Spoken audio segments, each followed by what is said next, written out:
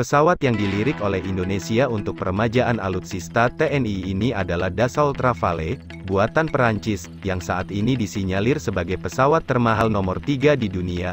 Pesawat Rafale buatan Perancis tersebut, seharga 115 juta US dollar atau sekitar 1,63 triliun rupiah, lebih mahal dibandingkan dengan Sukhoi Su-35 yang hanya seharga 65 juta US dollar, atau sekitar 865 miliar rupiah.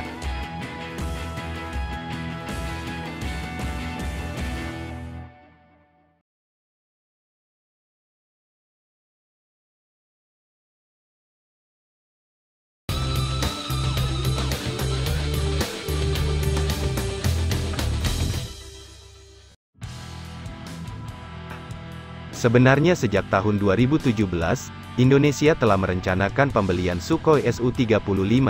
Namun mengapa Indonesia tiba-tiba berbalik arah dan tertarik untuk membeli jet tempur Dassault Rafale buatan Perancis? Duta Besar Perancis untuk Indonesia Olivier Chambard menegaskan, Perancis siap mendukung penguatan militer Indonesia.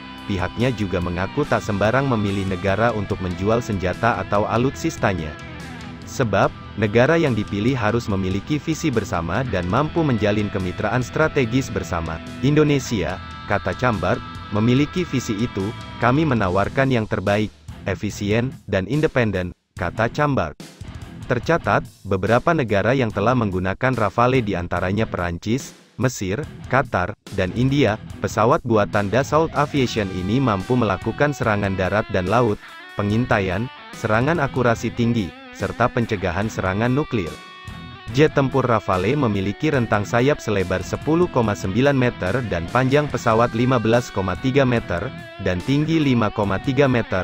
Rafale mampu melaju dengan kecepatan maksimal 1,8 Mach atau 750 knot, ketinggian maksimal hingga 15,2 km, sementara radius tempurnya 1850 km dan daya jelajahnya 3700 km. Dengan bobot lepas landas mencapai 24,5 ton, Rafale mampu memuat bahan bakar sebanyak 4,7 ton internal dan 6,7 ton eksternal. Selain itu, ongkos terbang Rafale per jam sekitar $16.500 AS atau sekitar 234,3 juta rupiah. Lebih murah dibanding ongkos terbang Su-35, Rafale juga dilengkapi sejumlah persenjataan seperti Mika, Sidewinder, rudal udara ASRAAM dan AMRAAM, rudal darat Apache, AS-30L, Alarm, HARM, Maverick, serta rudal anti-kapal Exocet, AM-39, Penguin 3 dan Harpoon. Pesawat ini juga dilengkapi dengan rudal jelajah udara ke darat dengan jangkauan lebih dari 300 km. Untuk misi strategis, Rafale dapat mengirimkan rudal nuklir MBDA. Pesawat ini juga memiliki pot meriam kembar dan meriam Nexter 30 mm Deva 791B yang dapat menembakkan 2.500 peluru per menit. Rafale juga menjadi pesawat tempur pertama dan satu-satunya di Eropa yang menggunakan radar pemindai elektronik RBE-2. Dibandingkan dengan radar dengan antena konvensional, radar RBE-2 mampu mendeteksi dan melakukan pelacakan lebih awal dari beberapa target. Lalu apakah karena harga yang lebih mahal dan diimbangi fungsional yang lebih baik, yang menyebabkan Indonesia lebih melirik Rafale dibanding Su-35? Banyak netizen berpendapat jika Amerika kerap melayangkan ancaman pada negara-negara yang melakukan transaksi pembelian peralatan perang, seperti pesawat tempur maupun senjata, buatan Rusia. Hal itu mungkin juga dialami Indonesia yang sedang dalam proses pembelian pesawat tempur Sukhoi Su-35 dari Rusia. Indonesia telah menandatangani kontrak dengan Rusia untuk membeli 11 unit pesawat tempur Sukhoi Su-35 dari Rusia.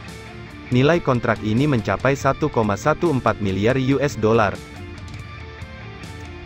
Countering America's Adversaries Through Sanctions Act, CAATSA, adalah seperangkat undang-undang bikinan Amerika yang memungkinkan negara adidaya itu untuk menjatuhkan sanksi pada pihak-pihak yang membeli persenjataan dari Rusia. Bab 231 CAATSA mengatur bahwa perusahaan atau individu dari negara ketiga manapun yang terlibat dalam transaksi signifikan dengan sektor pertahanan dan intelijen Rusia akan menerima penalti.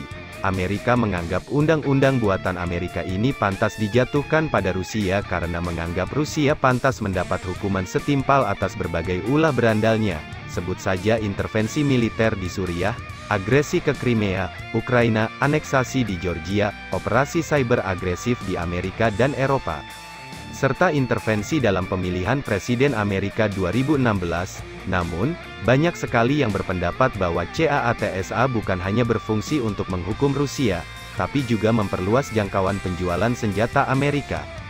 Bagaimanapun, Rusia dan Amerika adalah dua eksportir senjata terbesar di dunia. Persaingan dagang yang tidak sehat yang dilakukan Amerika untuk menjegal Rusia. Apa yang terjadi bila Amerika menjatuhkan sanksi CAATSA pada negara yang berkukuh menjalin kerjasama pertahanan dengan Rusia?